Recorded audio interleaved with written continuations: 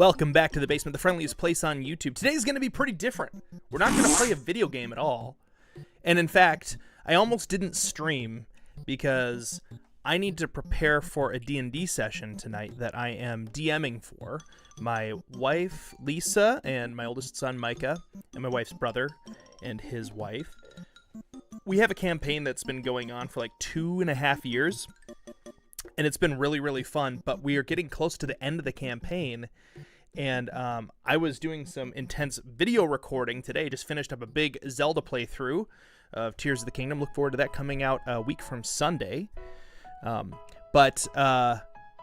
I was finishing up, I was like, oh, that's right, it's Thursday, and I stream on Thursdays now. I completely forgot. So I was like, do I stream and put off DM prep? Well, I shouldn't do that because they're getting here at like 6 p.m. and it's like 4:30 right now, and I gotta make sure. Now, I've done some prep for this session already, which is helpful, but I was like, you know what? Live streaming is for having fun and hanging out with you guys, and we don't always have to play video games in order to have fun.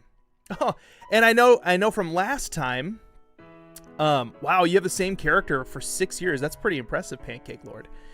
And I know that since last stream, I did a poll, and like 70% of you were like, I think D&D is either cool or I actually play D&D. And I was like, that's a really large percentage. So I was thinking, hey, no problem, Adamandi. Enjoy having a friend over. But yeah, we are trying out stream. Yeah, I stream on Thursdays now. Yes, thank you, Dr. Volk, for filling in the super wooks and everybody else who was curious. What is D&D? I only know it from Stranger Things. So, okay, I'm gonna try to answer it once, and then we got to actually get into the preparation. So, D&D is it's a role-playing game. Like if you've ever played Final Fantasy. Actually, if you've ever played a game like Fire Emblem or Final Fantasy Tactics, it's a lot like that. In that, like, think chess, but with a ton more rules. And that's how the battle portion of D&D works. But everything in D&D is based off of your characters have certain points set up in different like areas of their personality and abilities. And then the GM, the game master, who like that's my job in my campaign that we're doing, kind of like runs the story. And let's say, one of the characters says, hey, I want to try to convince this store owner to give me a deal on the potion that I'm buying. They can roll a dice, usually a 20-sided die, to see how they do in trying to convince the store owner to like drop the price. But like if their character is particularly good at convincing store owners, they would be able to add extra numbers to when they roll the dice. So like, let's say they have +10 to a charisma check like that. The lowest thing they could get is a 10. So me as a DM, I would be thinking through, okay, this store owner is not very good at their job, so maybe they only need to roll like a 15 to convince the store owner to drop the price. They roll the dice, they get a 12, they add their +10, so their number is 22, and I said it was 15, so they convince the store owner to drop the price. But like you can essentially, because of the way that the points are separated for each character, you can essentially do anything in Dungeons and Dragons and have it be like trackable with points and scores and be able to figure out if things are going to work or not. And the fun thing with it is the randomness aspect of the dice. So what you've seen in Stranger Things is they're just kind of like doing the tabletop battle thing, but it is you can play it on a tabletop. It was invented before video games were even a thing, and a lot of early video games actually were just based off of D&D. Yeah. Yeah, I normally would have started streaming an hour and 40 minutes ago, but I was finishing up the Ganon battle, so I had to like finish that up because tomorrow I actually have to take all whatever hours of footage that I have and boil it down, so that'll be fun. I'll be fine. How long have I been GMing? Only as long as this campaign has existed. This is the first campaign I've ever GM'd for. My brother-in-law and his wife. Awesome people. They got married, and one of the gifts that they got for like a wedding gift was a D&D starter set. And they didn't know anybody who was a dungeon master, but they wanted to play. They didn't want to like have one of them be the DM and one of them be a player. And they were like, "Oh, Ted's weird. He'd be good at it, you know?" Yeah, it's a make your own adventure. So the DM, the dungeon master, or the GM is another way, game master, they kind of like arbitrate the rules, and a lot of times they'll create the world and the scenarios and all that stuff, and then the players interact with that. So I play the part of all of the NPCs in the game. I play the part of all the monsters in the game. I control all of the other characters. They only control their players. It's really, really fun, but I will give this warning. It's only as fun as the people you're playing with. I have played a little bit of D&D. I've never played bad D&D, but I was also very picky. I've been invited to a lot of games, and I was like, I have to like these people. I have to be able to have fun with these people. So, wow, your dad played first edition. That's awesome. So anyway, we're going to get into it, and you guys will probably understand a little bit more about D&D as we go. But like I said, I need to plan tonight's session. And so I don't think any of my players are watching. But in case you are, stop watching. No spoilers for you guys. But for everybody else who's watching, we can go. We can do it. The gaming turret. Here's my advice. Be careful wanting to play a character that you've made and that you're really attached to. In D&D, your characters can perma-die. Like, permadeath is a thing. And, like, especially earlier editions of D&D, it was a lot more of, like, a thing. So the whole point of it was, like, basically how many characters am I going to have to burn through to get to the end of this campaign was sort of, like, the real kind of challenge. Not, like, not... you know, can I beat the game? It's more like how many characters are going to die along the way. Coming in to say hi. Oh, hey, enjoy Bible group. Used to play 2nd edition in high school. All right. That's awesome. Yeah, so let me start by filling you guys in a little bit on what's happening in the campaign. We're actually coming to the end of the campaign now. And this is 2 years of 3-hour sessions, 3 to 4 hour sessions every week.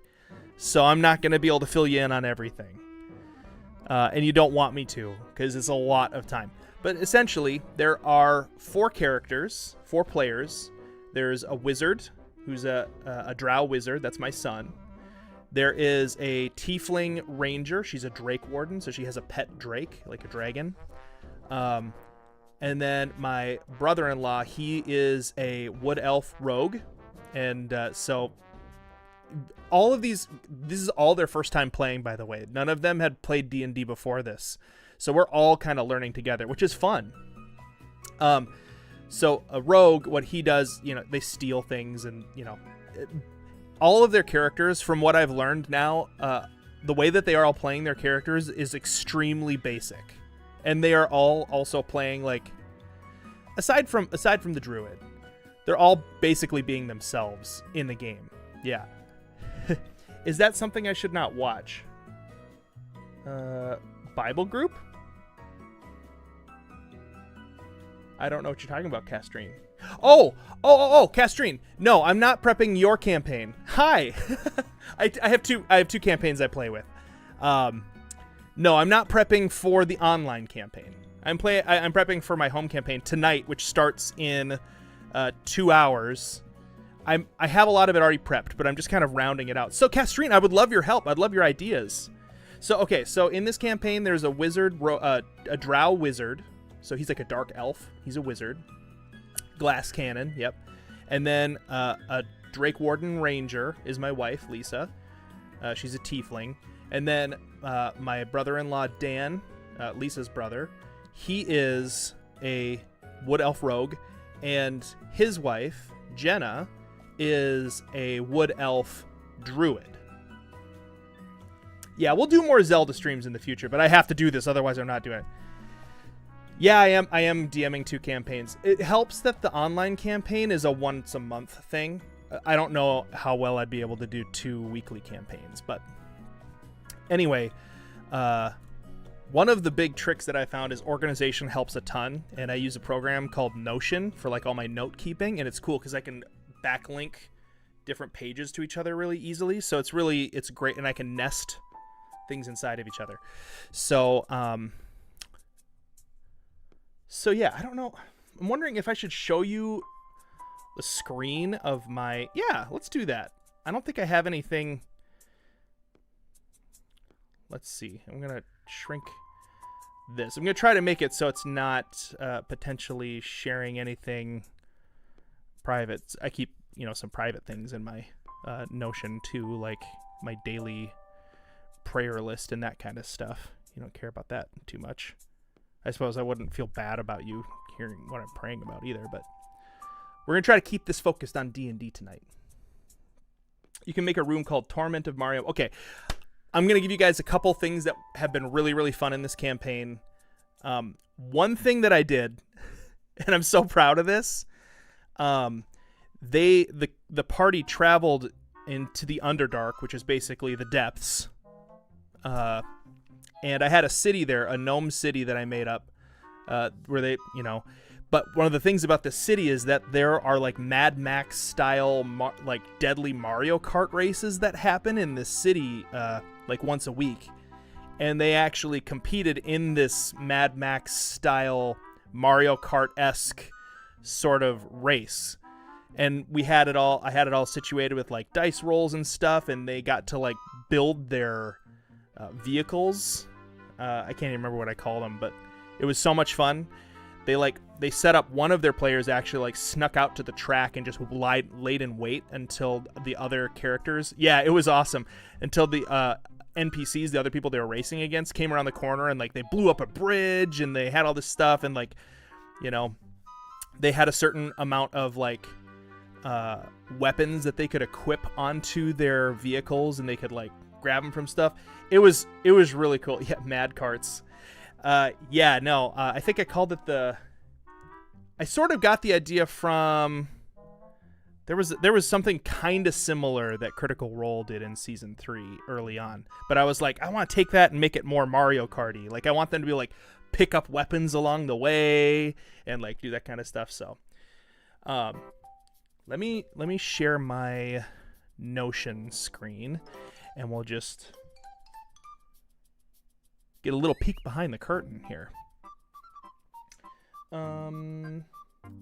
Now, I will say this, Castrine, and anybody else who's playing in my online campaign, I don't necessarily do the exact same things with your group as I do with this group, because you guys are seasoned D&D players, and this group, they are like brand new. So there's usually a lot more depth to the stuff that I make for you guys, because you're going to actually explore that depth. This party doesn't care very much about lore. They just want to like do the story. And they're having a lot of fun with that. But you got to learn how to like ebb and flow with different groups. Sometimes they really want to play like that, and sometimes they really want to like read every book they find on a shelf. And I love it. It's great. I played D&D once before, but we only have me, my mom, and my dad. My cat isn't able to do D&D. You know what? Your cat kind of is able to do D&D if one of you could like, roll for the cat, I suppose. Well, we're going to give them dangerous scenario. They're pretty high level, too. Right now, they're level 12. I got to double check that. Oh, I'm going to need another browser open. I definitely use the internet a lot in my DMing because, for one, I don't have anybody to talk to about this. So sometimes I bounce stuff off of ChatGPT just to have somebody like process, somebody, not a real person, obviously, but like just something to bounce stuff off of. I like that. Cat is a druid in wild shape, or a cat could be a familiar, right? Okay.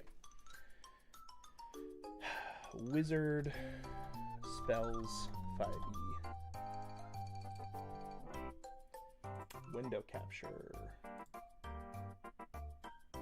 Let me get you guys my Notion here. Notion. Hey, cool. That's looking good. Oh, that's so small. There's no way you guys are going to be able to read that.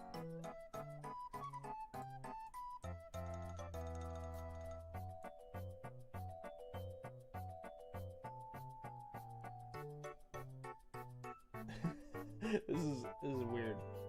If I shrink this, I don't know how much this is going to help you guys to see. Well, you know what? We'll do it anyway. Not a big deal. Let me adjust this. Filters. Clip. Crap.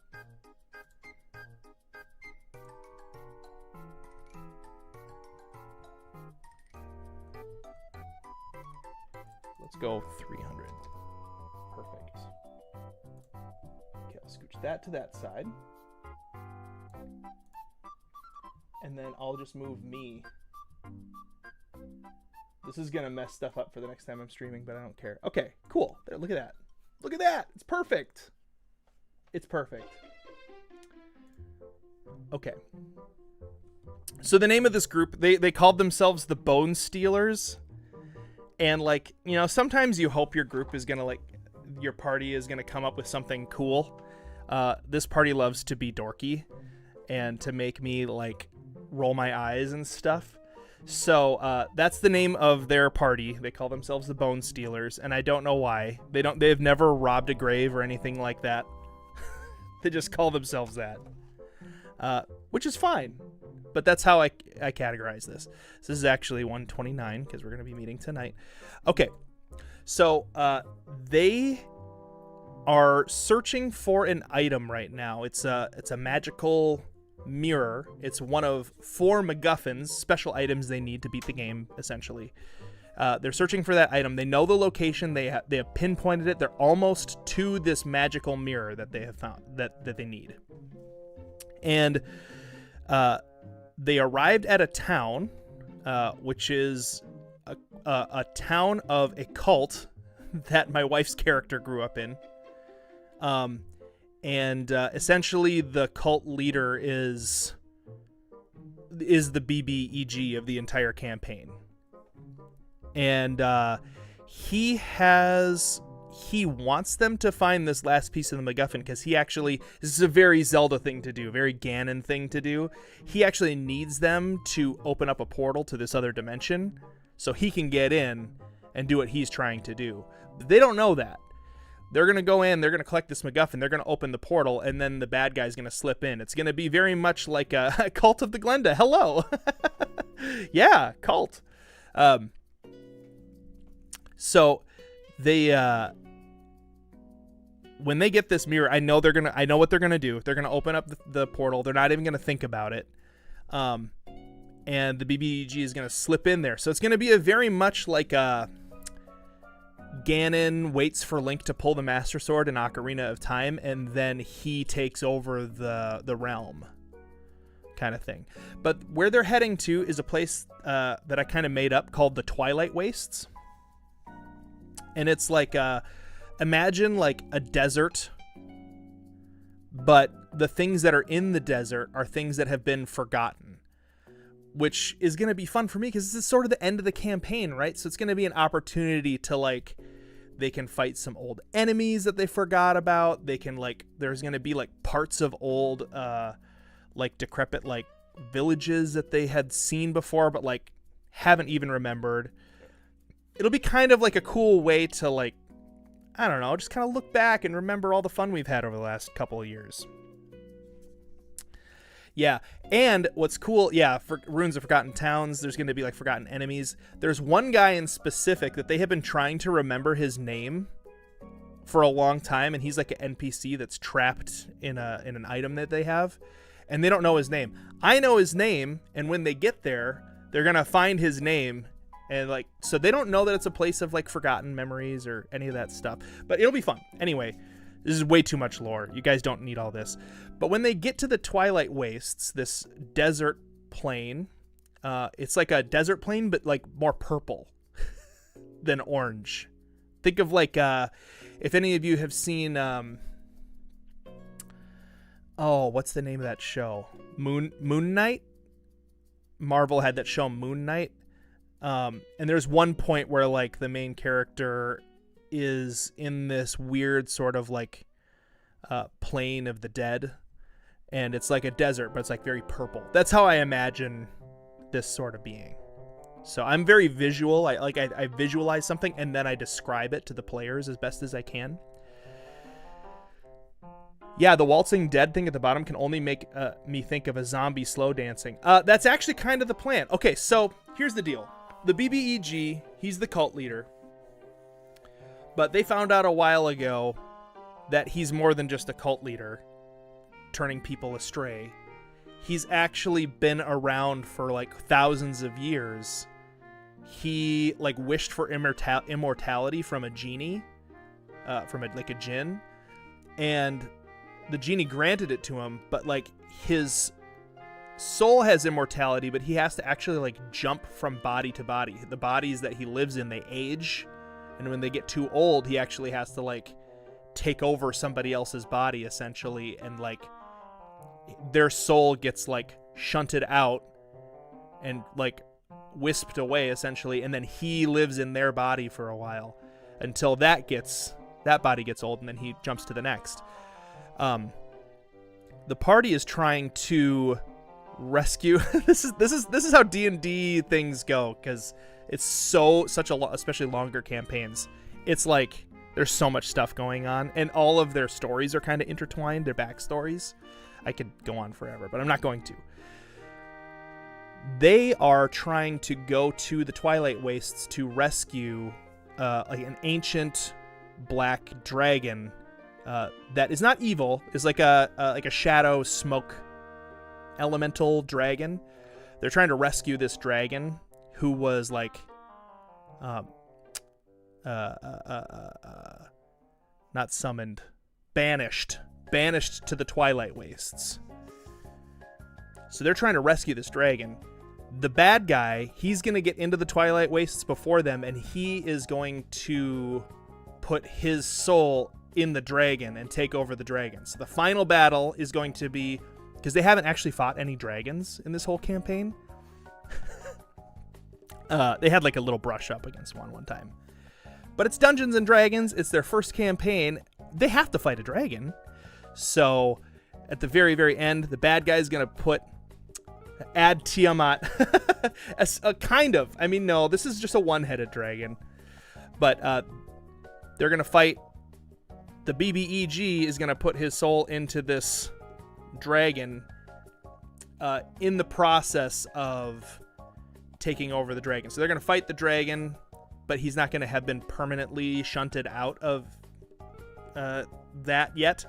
So the bad guy is still going if they defeat the dragon, you know, because like what you want to do in a good campaign is make the final battle losable, you know, because if there's no peril, you know, they have to be able to lose. You have to find out, like the dice are essentially going to do some of the talking at the very end to figure out if the story was a tragedy or if it was like or if it was something like you know, a heroic tale.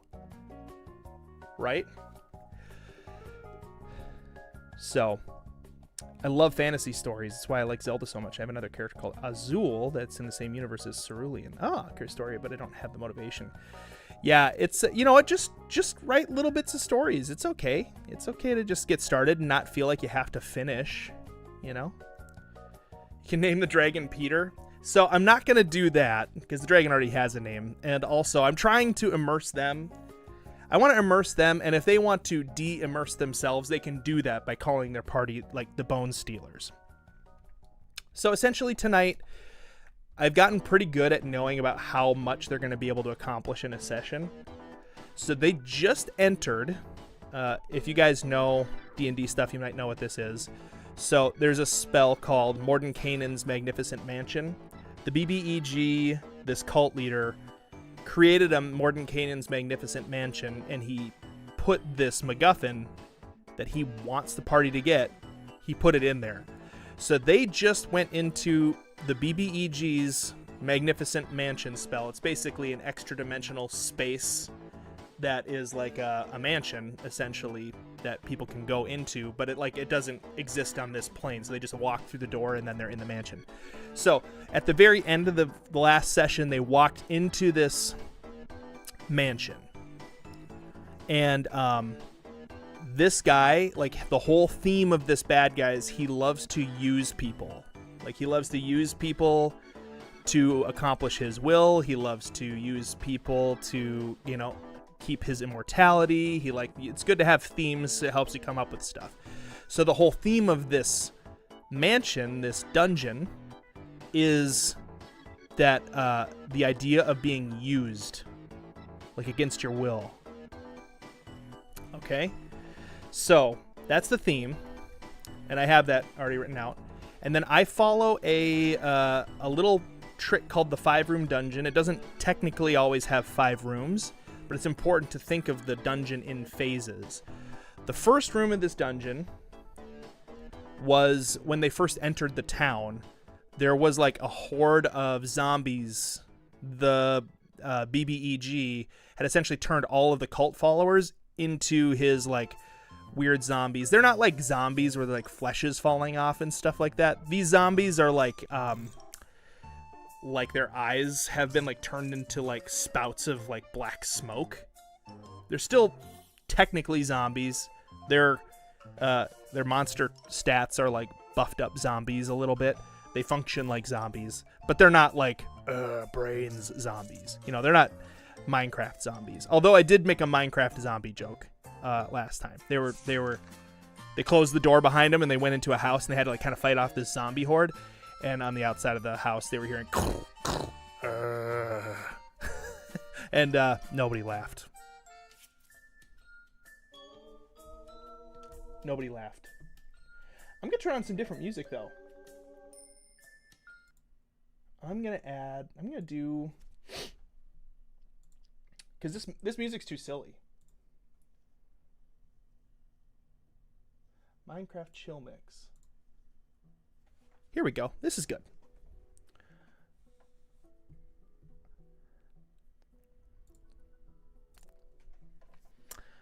Okay. Hey, Ted, have you heard of Pipe Fox? Someone did animations of them. I think they'd make great familiars for MCs. Never done a Pipe Fox. No, I don't know what that is, Hohen's Vids. Hey, welcome, Hohen's Vids. Okay. So the first room of the dungeon was this zombie horde that they had to like go through. So the idea of each room or phase of a dungeon is meant to deplete some of their resources in some form or fashion, whether they're having to cast spells, which they have a limited amount of, or it's like eating through some of their HP, that kind of stuff, right? A video of Pipe Fox. Oh, thank you, Castrine. So the first room was the zombie horde. They're past that. The second room, usually you want that second room to be like a puzzle, or something different than the first room. So since the first room was a big zombie horde and a bunch of bad guys that they basically had to like blow up, which they totally did. The rogue had some spell scrolls that he's been hanging on to forever. And he used them all up. I think he thinks this is like the final battle. So it's great. He's using up his stuff. Battletoads is great. Not a great 2-player game, though. It's very hard 2-player. Yeah, this stream is actually going to end a little earlier, too, because I have to make dinner as well. So I got to be done with this stream at 5:45. So that's in 40 minutes. So I've got to hurry. So since the first room was the zombie horde, I want the second room to not be another battle, essentially. And I want this to be like some sort of puzzle. Then the third room, you want the setback, is what it's usually called, or like the twist. Okay. And then the fourth room, you want it to be,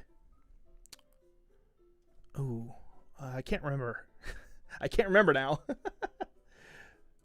5-room dungeon. Story structure. 5-room dungeon. The railroad.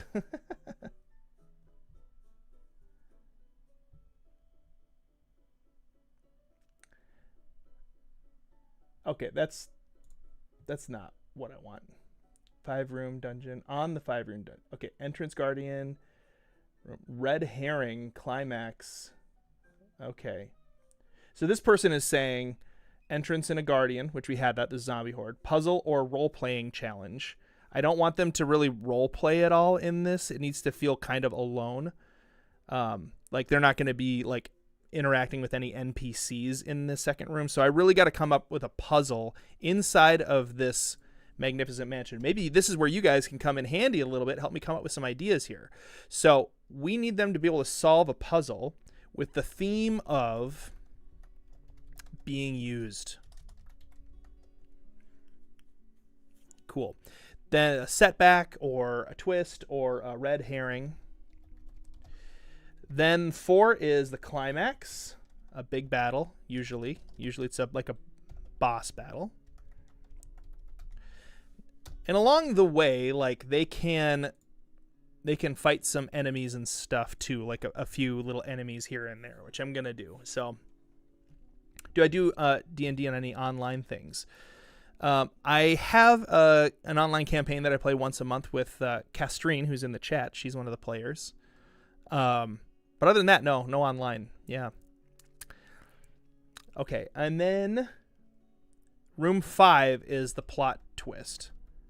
Okay, so that's where the twist is.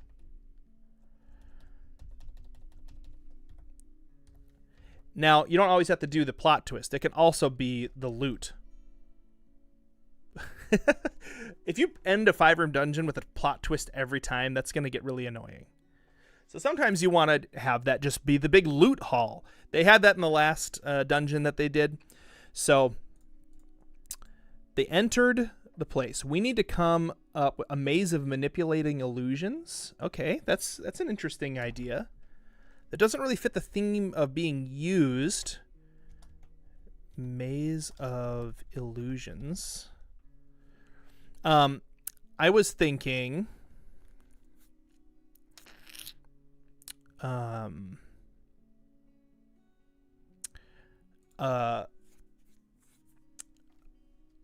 a set of statues. Found the perfect pipe fox video for D&D. I'm so confused what a pipe fox is. I'm gonna have to look that up. Right, I'm gonna see right now. Did she send it to me? Oh, she did. Okay.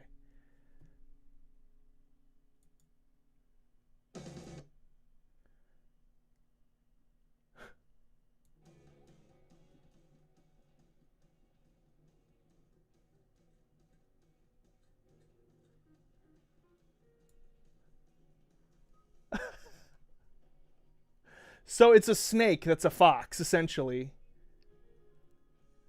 There's no legs. Is that what a pipe fox is? That's actually kind of cool. That's a cool idea. That would be fun. It's literally what it is. It's a pipe fox. Yep, it's a fox snake. Figure out a spell could be the puzzle. Okay. Maze of manipulating illusions. That's true. I was kind of thinking of using some of the stuff, Castrine, from your like haunted mansion that you guys were in, like with keys that had like sort of like different things on them. Yeah, magic traps when the wrong key is used. Enemies have all the enemies inside have necklaces that say "I serve gladly," but if you look on the other side of the necklace, like you flip it over, it says "because I must," or "because he wills it," or "because I have no choice," or "because it has already been decided." But that's not a puzzle, right? That's just like a lore thing. That kind of fits the theme, right? So being used.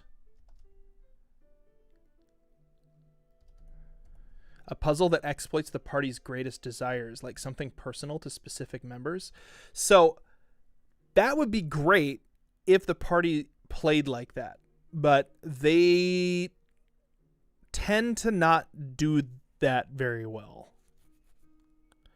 What does it mean by setback? Usually just like, so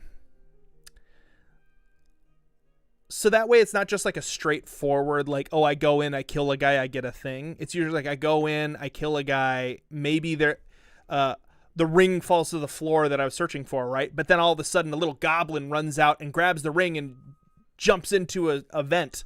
And now you have to like chase this goblin around the mansion. That would be the setback. Because it's not just like I did the thing that I thought I was going to have to do and I got the thing I knew I was going to get. That way you kind of like a little bit of like duck and weave a little bit with the story. Oh, Dr. Volk.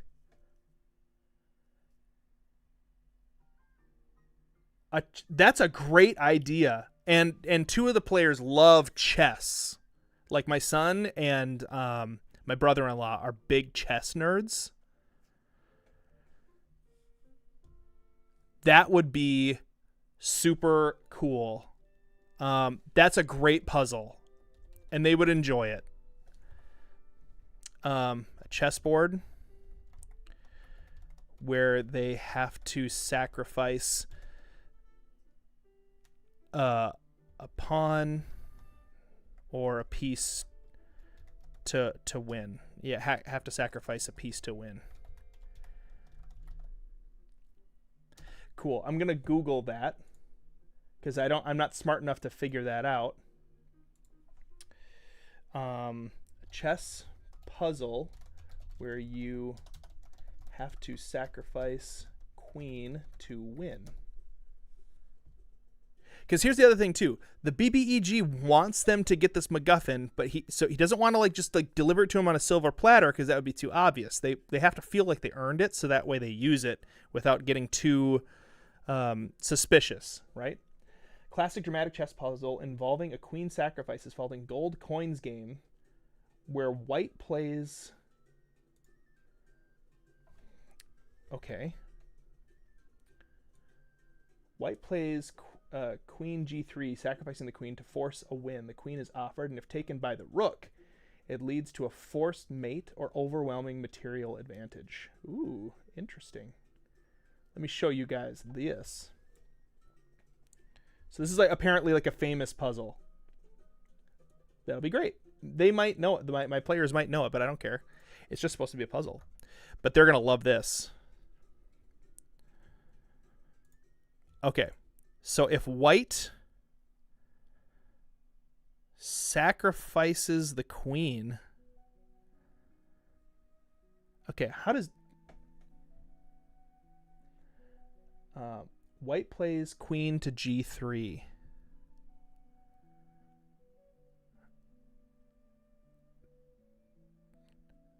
Oh, the queen went to g3.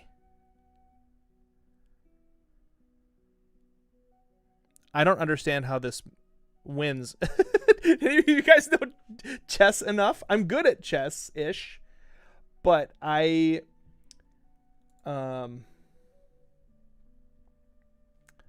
not good enough to be able to figure out what's going on here. A queen sacrifice that leads to a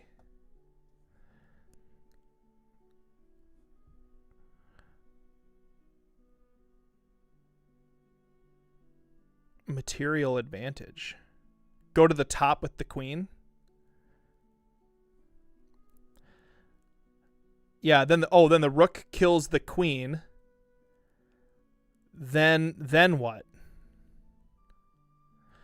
Oh, well, okay, yeah. So if you go rook kills the queen, then I take my rook and I do what?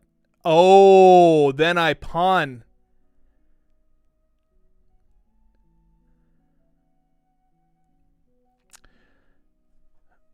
Well, then the rook can kill their rook can kill the queen. Do you see it, Castrain? What's the thing here?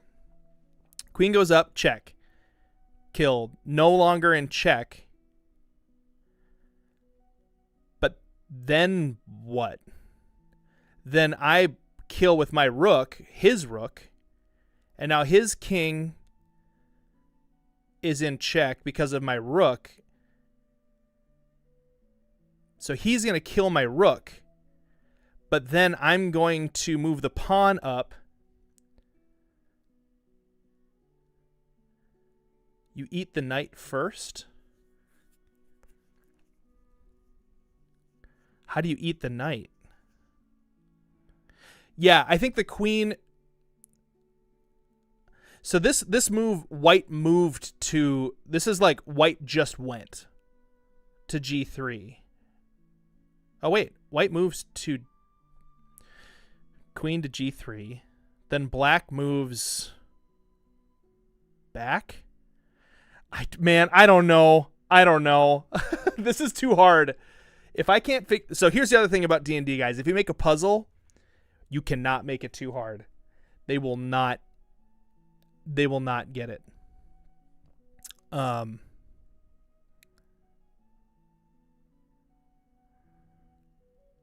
G3, then H4.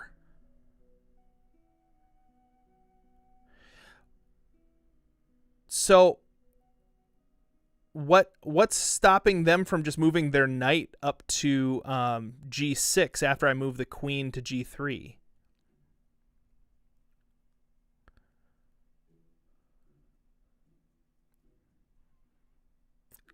Because then I would have to... If I move the knight to G3... okay, how about this? Easy chess puzzle where you have to sacrifice.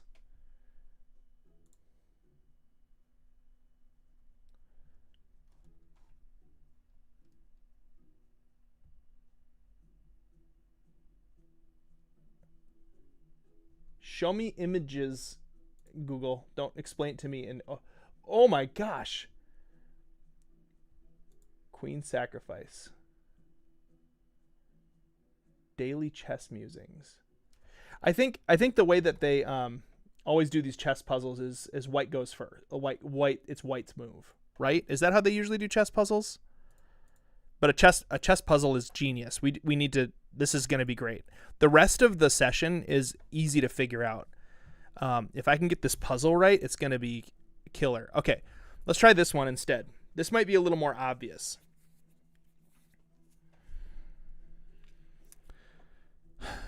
If it's...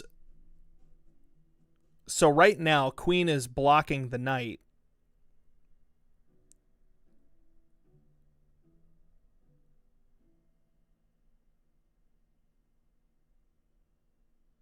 Okay, I think I see this.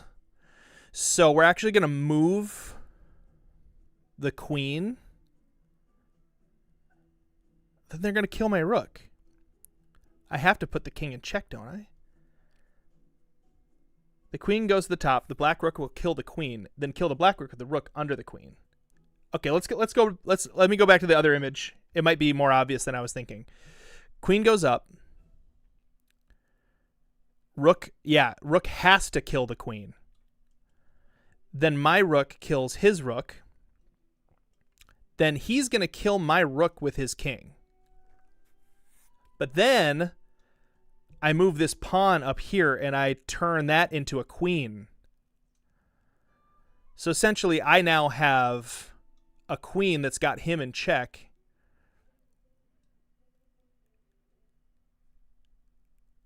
My bishop kills the rook. This bishop is not in position to kill the rook.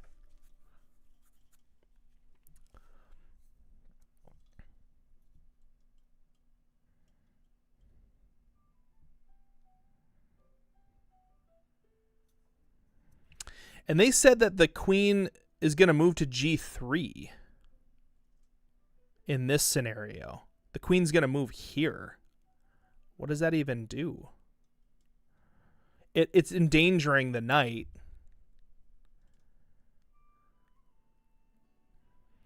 I'd suck at doing this on screen.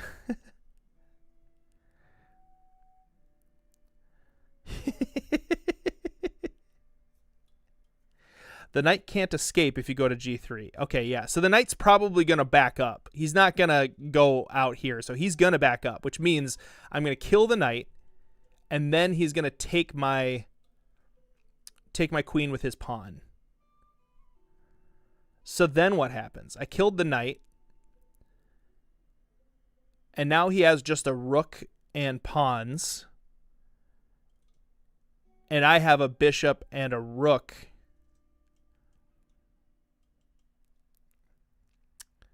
So you promote the pawn first. Cheyenne. Oh, okay, okay.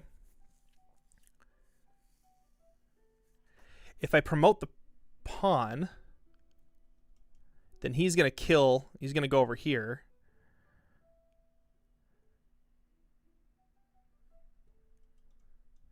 Then I'm going to go up there. Okay. Let's see. Forcing the knight to move to f5. Yep, so the queen goes here. g3, forcing the knight to move to f5. Why wouldn't the knight move to g6?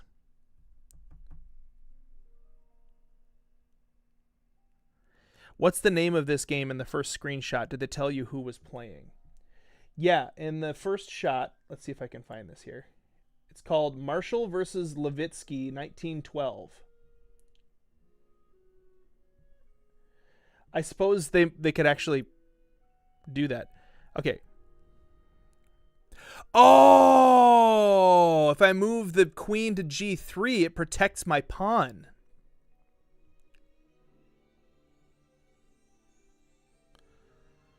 So I do this, he moves his knight. Then I make a queen. Then he kills the queen. Then I kill the rook. Now I'm in a really good position. Is that what that is? Well, I can't call my son because he's supposed to be one of the players that's solving this puzzle. Queen to g3, the promoted pawn gets protected. Yeah, he's gonna worry about his knight being in danger. Promoted pawn gets protected.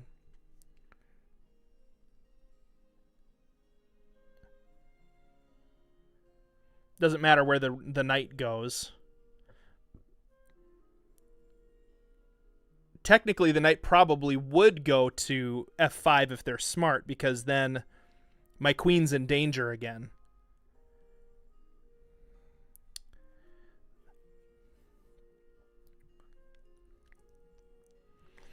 Promote the pawn first instead of taking the rook with the rook. Oh, I see. Okay, okay.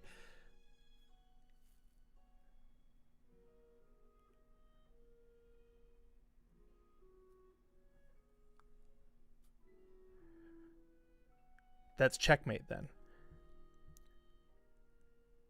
So we go queen goes up. Yeah, let's see. Gold coins game.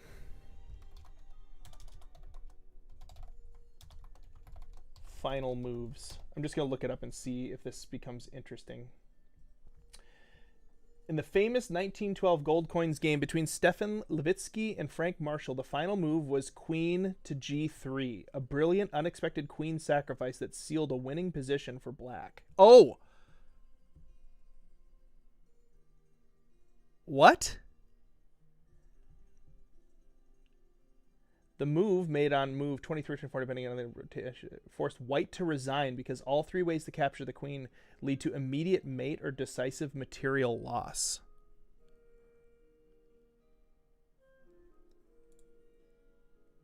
Oh. This is a different image. Hang on, guys. Okay. Hold on.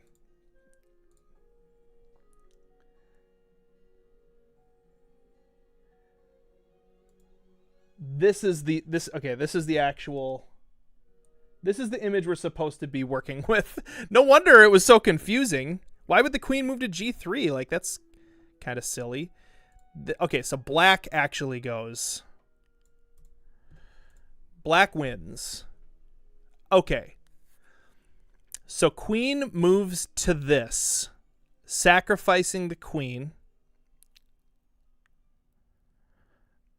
It doesn't matter which pawn takes him. Why?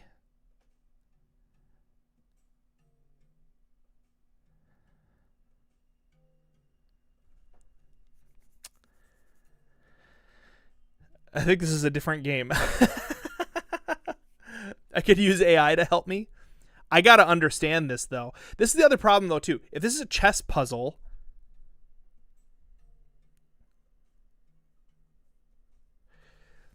they have to figure out how to get, essentially, they move their queen to here. If they kill the queen, he takes it with the rook. See, this is a really complicated chess puzzle. I think that's the problem with that. That's like a famous game with like a really awesome move that he did. Like, I need to not do that. It needs to be more simple than that.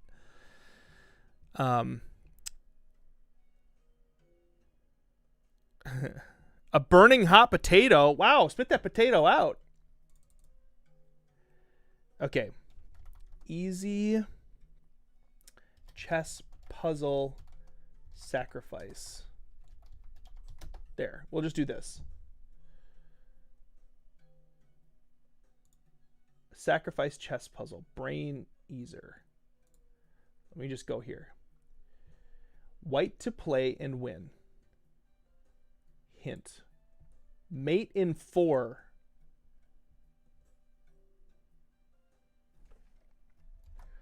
Okay.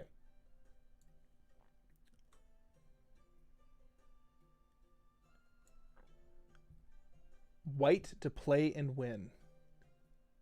Yeah, because I can easily get a chessboard and like put it on the table in front of them. And what I think I'll do is I'll mix match the colors. Here, I'll show you guys this puzzle. I think we're gonna work with this puzzle because it'll be easier. It has to be. Oops. It has to be easy enough. Otherwise, they're gonna sit there, and then this is the problem that you get in if you create a puzzle that the party can't solve. What the heck? Come on. I'm trying to grab this image. If you create a problem that the party can't solve, then you're forced as a DM to solve it for them. And especially if like there's no other way around it, like they have to solve the puzzle to move forward. Yeah, let's make an easier one. This is mate in 4.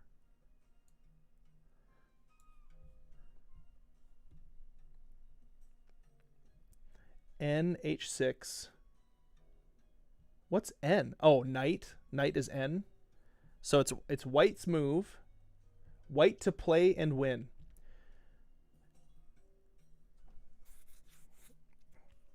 You can force the king to move in the corner with the knight. Yeah, so that's what they're saying. NH6, knight to H6, forces the it's check. So they either have to take the knight or move the king. GXH6. What's GX? GX? Do you guys know how to read? How do you read this? This is what the solution. How do you read this? Oh, if they move the king, then do something different. But okay, here's the solution. I don't know how to read chess language. I'm not proficient in chess language. So here's the solution apparently. So knight h6, you're totally right about that. And then gxh6. What's gx? X means takes a piece at the position. Okay, and G is G pawn. It's got to be. Okay. Okay, thank you guys. Okay, so knight goes here, pawn goes there. Because here's the other thing too. Like, I'm gonna be playing the other side of the chessboard, so I'm gonna make the move. Essentially, they're gonna move their knight. I'm gonna take the knight, which this is cool because this is like essentially what's happening in the game too. Then the queen is going to take f8. F8. Oh, then queen takes the rook. The king takes the queen. Oh! Okay. And then the bishop takes h6, the pawn. Now the king is in check. The king moves 8. King g8. He moves there closer to the bishop, like to the corner. And then the rook. Oh, and then the rook goes up.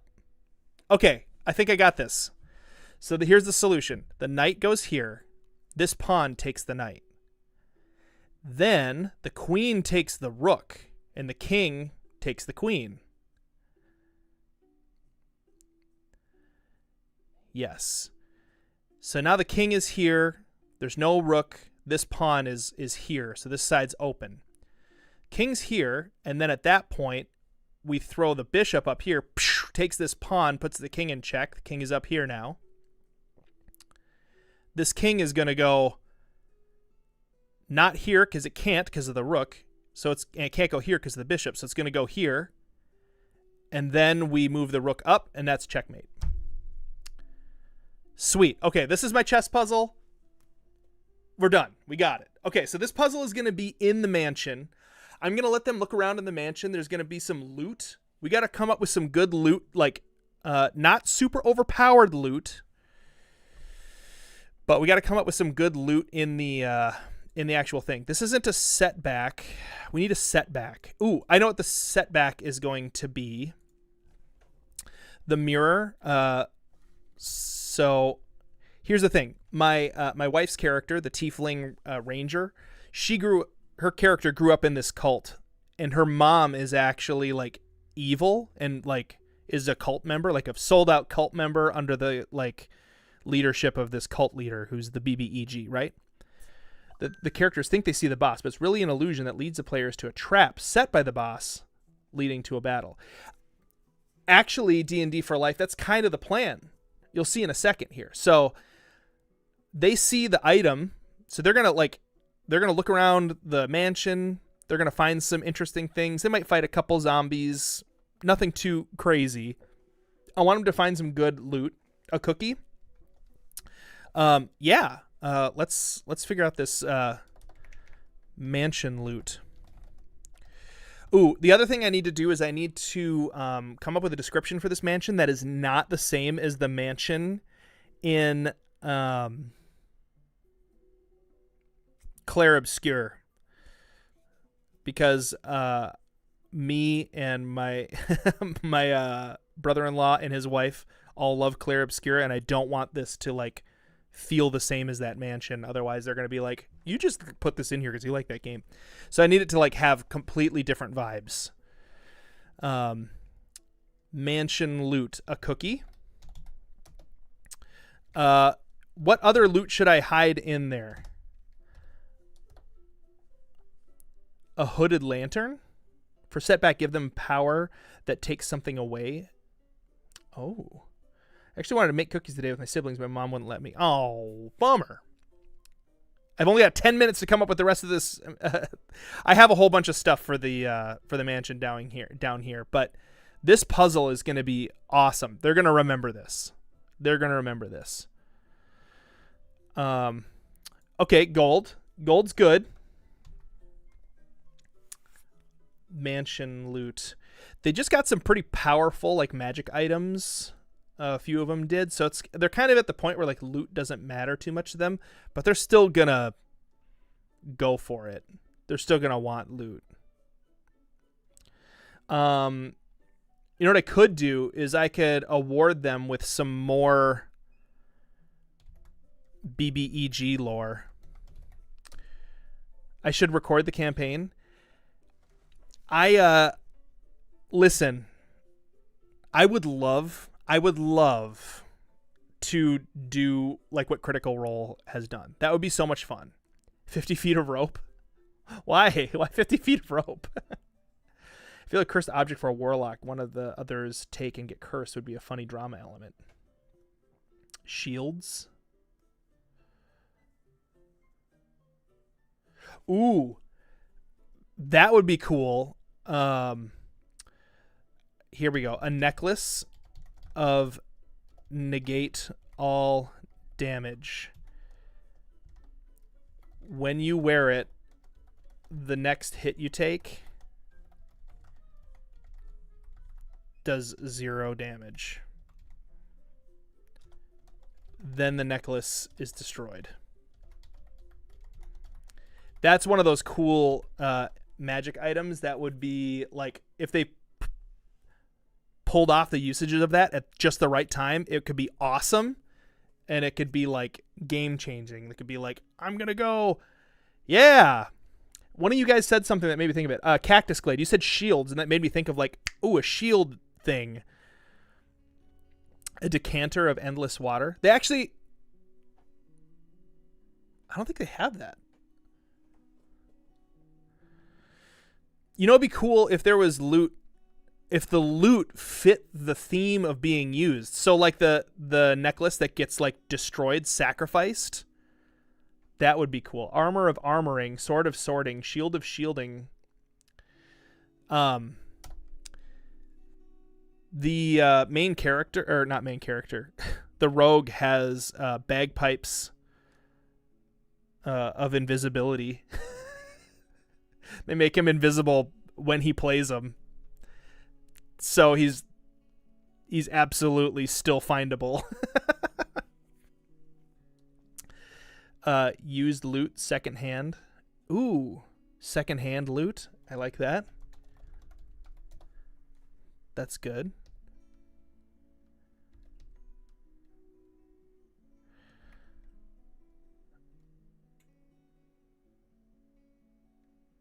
A string?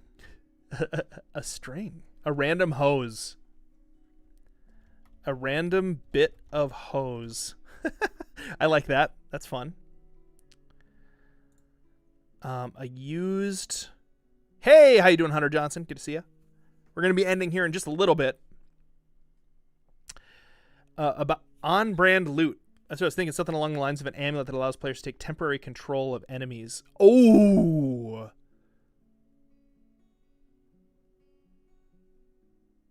That would be cool.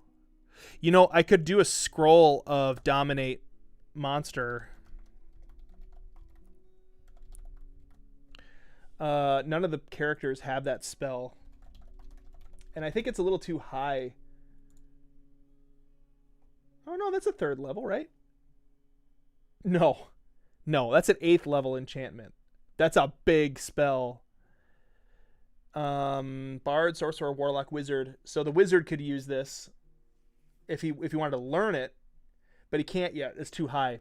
So this is going to be like a high risk because it would probably not work. You attempt to beguile a creature you can see within range. It must succeed on a wisdom saving throw or be charmed by you for the duration. If you or the creatures that are friendly to you are fighting it, it has advantage on the saving throw. While the creature is charmed, you have a telepathic link with it. As long as the two of you are on the same plane of existence, you can use this telepathic link to issue commands to the creature while you're conscious, which it does its best to obey. You can specify a simple and general course of action, such as attack that creature, run over there, or fetch that object. If the creature completes the order and doesn't receive further direction from you, it defends and preserves itself to the best of its ability. You can use your action to take total and precise control of the target. Until the end of your next turn, the creature takes only the actions you choose and doesn't do anything that you don't allow it to do. During this time, you can also cause the creature to use a reaction, but this requires you to use your own reaction. Each time the target takes damage, it makes a new wisdom saving throw against the spell. If the saving throw succeeds, the spell ends. That's a pretty strong concentration, lasts an hour. Oh, Here's the problem with Dominate Monster, dude. If they cast that successfully on the BBEG, well, I'm going to get to try the wisdom save a bunch of times. You know what? I'm going to give him a scroll of Dominate Monster. It's an 8th level spell. They are currently... They don't have access to 8th level spells. So I think they are doing 6th level spells right now.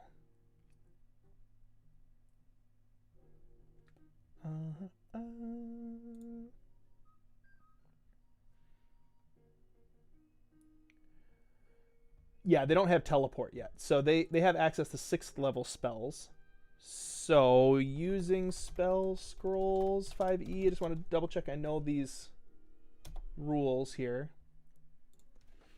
So the cool thing about a wizard is they could actually like take the spell scroll and they could learn the spell and use it. But this spell is an 8th level spell and they are not that high level yet for that kind of spell. The level of the spell on the scroll determines the spell's saving throw DC and attack bonuses, as well as the scroll's rarity. A wizard's spell on a spell scroll can be copied. No. Okay, Arcana check.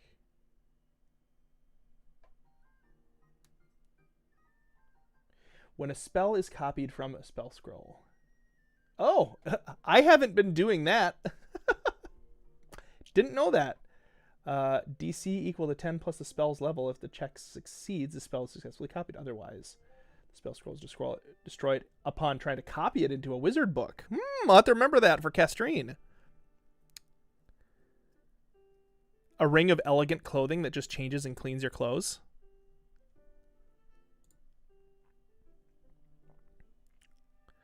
I am working on a D&D, my campaign, my session tonight. Yeah. Okay.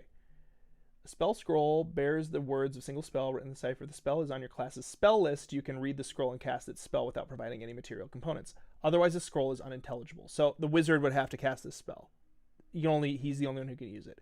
Casting the spell by reading the scroll requires a spell's normal casting time. When the spell's cast, the words in the scroll fade, crumple to dust. If the casting is interrupted, not lost, if the spell is on your class spell list but of a higher level than you can normally cast, you must make an ability check using your spellcasting ability to determine whether you cast it successfully. It's 10 plus the spell's level. Okay, so my son would have, if he wanted to use this, it would be an intelligence check, straight intelligence check.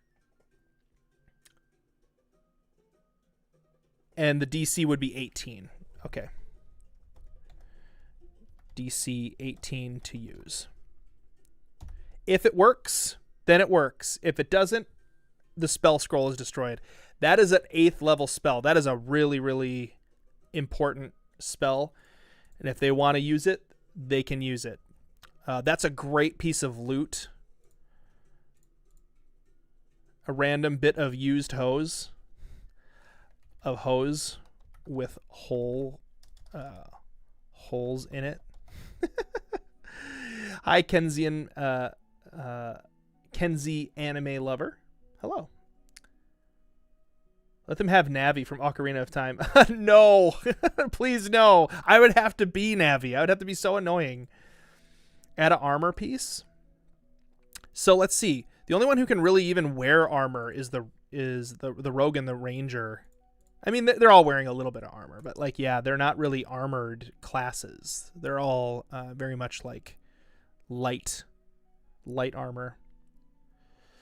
Hi, Bonsai Productions. This chess puzzle, the how we got to here, this is fantastic. This is going to be very cool. Could give them a bow of light. I would that would be cool, except I just gave the ranger like a killer magic bow that is actually like quite dark themed. That's okay though. Glad you like the videos, Kenzie. Loot could be a drift globe. What's a drift globe? Small sphere of thick glass weighs 1 pound. If you're within 60 feet of it, you can speak its command word and use it to emanate the light or daylight spell. Oh, or daylight. Once used, daylight effect can't be used again until the next dawn. You can speak. Man, that's kind of cool. Daylight. 3rd level. 60-foot radius sphere of light spreads out from the point you choose within range. Bright light sheds dim light for an additional 60 feet. Interesting. Yeah, I've seen that item before.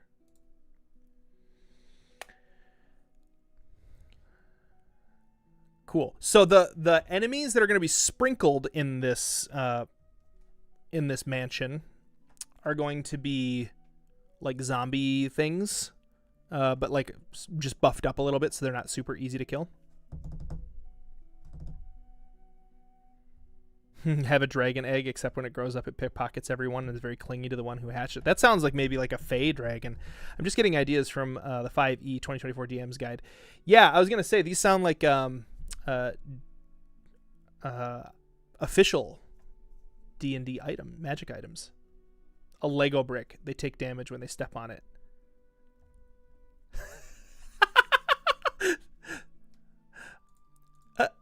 Other than the fact that would be like immersion breaking, that's actually really funny.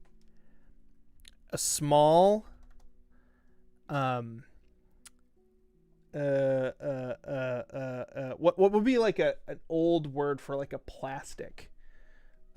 Other words for plastic.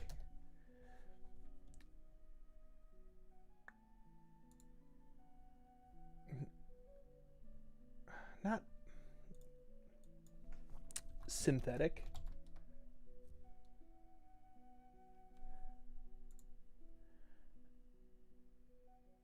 No, fabricated, artificial, hardened, dinosaur goo. Polymer. I like a polymer. Yeah, polymer is good. Small polymer brick. Small polymer connecting brick of horrible pain.